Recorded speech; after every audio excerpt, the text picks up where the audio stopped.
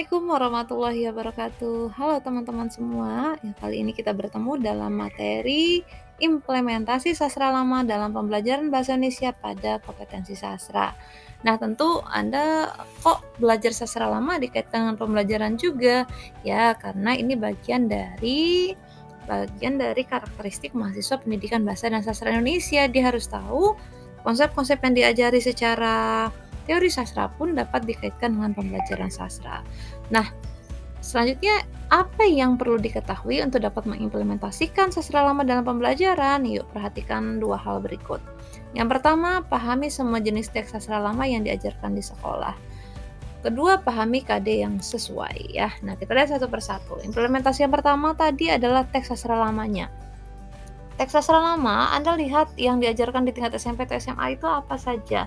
Umumnya mungkin yang masih Anda ingat adalah pantun, syair, gurindam. Itu hanya di SMP atau SMA saja. Anda bisa cek, bisa cermati, diidentifikasi itu dulu. Nah, yang kedua, Anda pahami KD yang sesuai dengan jenis sastra lama di tingkat SMP dan SMA. Anda bisa cermati dan cek tentu silabus di tingkat SMP dan SMA. Untuk silabus ini mungkin bagi Anda baru ya, nanti bisa dicermati dari bahan yang saya berikan, dicermati, dilihat apakah ada di tingkat SMA atau hanya memang di SMP saja. Nah, ini menjadi tugas Anda mencermatinya dulu ya. Setelah itu dicermati, maka kita akan membuat bagaimana mengimplementasikannya.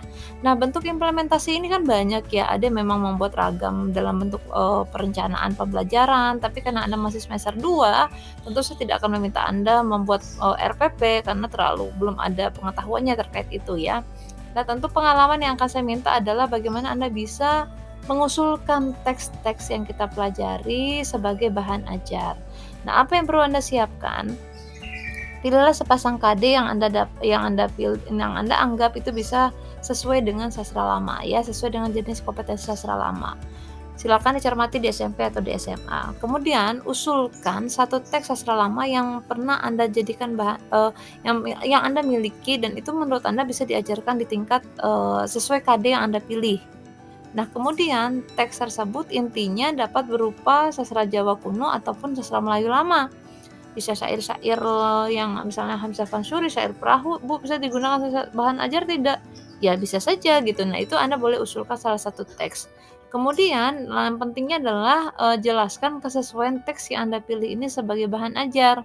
Dilihat dari 3 aspek. Jadi inilah nanti yang penting Anda uraikan ya, semua itu nanti akan diuraikan berdasarkan aspek psikologisnya, apakah teks syair perahu ini sesuai dengan psikologi siswa SMP, kemudian apakah secara bahasa dia mudah dipahami, mungkin secara bahasa ini perlu dicermati nih, karena kan bahasa syair Melayu atau Jawa itu kan kalau untuk anak Jawa belum tentu juga semua generasi sekarang bisa paham juga. Jadi Anda bisa cermati itu, bisa berikan penjelasan. Kemudian jika memang secara aspek bahasa tidak sesuai menurut Anda, apa yang perlu disiapkan guru jika teks itu juga penting diajarkan. Kemudian yang ketiga adalah aspek budaya. Dicek lagi apakah syair atau teks yang kita usulkan ini sesuai dengan kebudayaan bagi peserta didik atau tidak. Nah, jadi nanti bentuk implementasi ini akan Anda siapkan dalam bentuk sebuah dokumen yang dituliskan alasan-alasan tadi dengan penjelasan yang jelas dan rinci. Oke, demikian saja, cukup ringkas ya terkait dengan implementasi. Selamat belajar, terima kasih atas perhatiannya. Yang pasti, lakukanlah yang terbaik di semua kesempatan yang kamu miliki, maka kamu akan mendapatkan yang terbaik juga buat kamu. Terima kasih. Wassalamualaikum warahmatullahi wabarakatuh.